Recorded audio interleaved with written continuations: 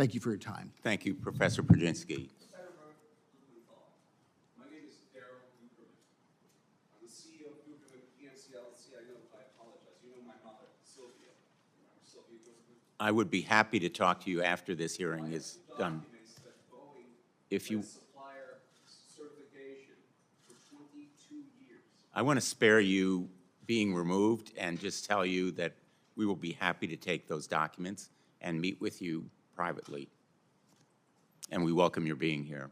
We also welcome the presence of Chris and Clarisse Moore, whose daughter Danielle died in the Ethiopia Airlines crash. They remind us that the seemingly abstract, even antiseptic setting of this hearing belies the fact that there are real people who perished in those two crashes. There are real people at risk getting on airlines right now. No reason to panic, but a reason for deep concern. And we thank everyone who may have documents or information to bring to our attention. We thank you. Professor Brzezinski, what keeps ringing in my ears is that phrase, 100% about money. My understanding about what happened here is that Boeing sought to produce more airplanes more quickly without the necessary testing, inspections, and then sought to conceal and cover up what it knew was happening. Is that aligned with your view of the facts here? Absolutely. That in fact is part of it, because those things are expensive. And there's more to it. There's other things that go into that process. One of the biggest is the inspectors. Cutting back and getting rid of your inspector staff that looks at all the parts to make sure that these things are assembled correctly. We saw this with the accident, with the Alaska accident. One of the lessons here is that shortchanging safety with shortcuts is short-sighted. I want to ask Mr. Salehpour, for many of us who may not understand the technology or the mechanics here, my understanding of your testimony is that Boeing, in effect, fastened parts of the fuselage together using force rather than proper shimming, and thereby created a severe risk that use over time and fatigue of the parts and fasteners would create risks to safety. Is that roughly correct?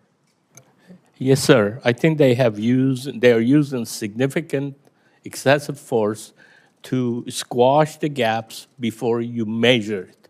If you squash in the gap before you measure it, you don't know what you're getting, because the purpose of that is to measure the gap in its free state. When you squash that with excessive force, basically you're getting false information. If you get the gap measured falsely, you are not going to shim it properly, and it's a danger to the airplane. It's very, very important. Boeing has put out reports that they say that they can lose almost 80% of the airplane life cycle if we don't follow these protocols, which it is the proper shimming, measuring the gap, One remedy, yeah, or one precaution would be proper testing.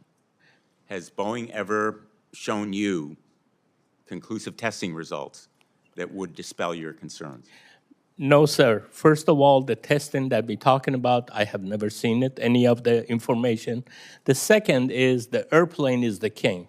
The numbers that you get from the actual airplanes, regardless of what the testing done, that should be considered.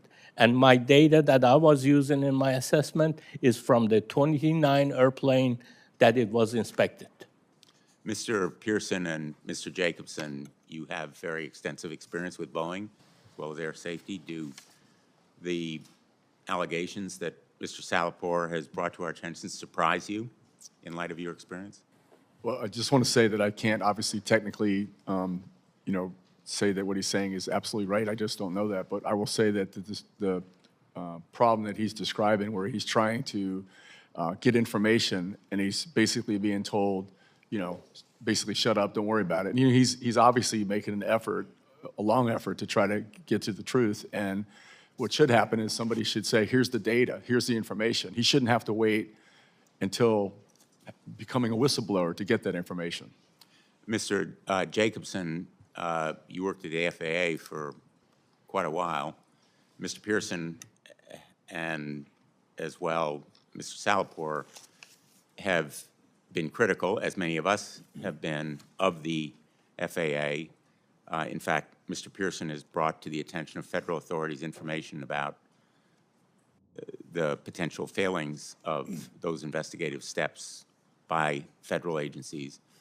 Do you think just assigning more inspectors to Boeing from the FAA is a sufficient solution?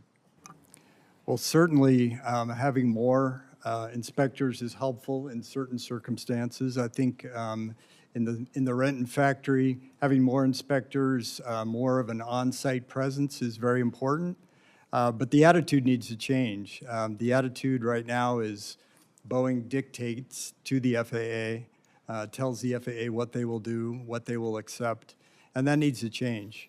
The FAA needs to be a regulator. They need to do their job, and that's the missing piece right now.